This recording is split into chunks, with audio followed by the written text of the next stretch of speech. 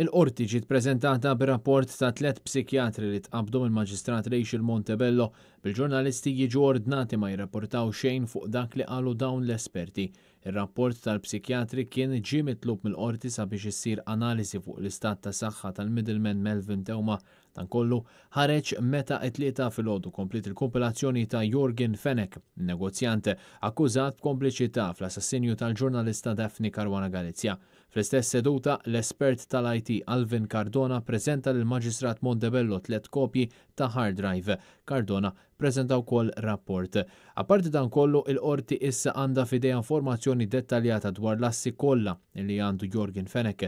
Dan ir-rapport tħejja minn Kenneth Camilleri mill-Asset Recovery Bureau bl-avukat Marion Camilleri titlob li din l-informazzjoni ma tixxandarx. Fit-tmiem il-ġimgħa li għaddiet ħarġet l-istorja illi kixfet kif Melvin Teuma kien imbessa dwar x'jista' jsir minnu.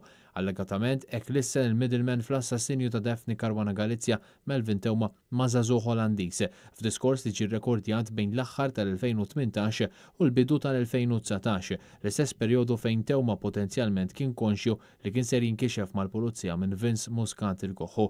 Intant hu mistenni li l-kompilazzjoni ta' Fenech tissokta fit-28 ta' dan ix-xahar, dan dejjem f'każ li tkun spiċċat il-kwarantina li qed josservaw is-Superintendent Keith Arnaud l-Ispettur Kerr Zara. Għall-familja Caruana Galizia qed jidher l-avukat Jason Azzopardi.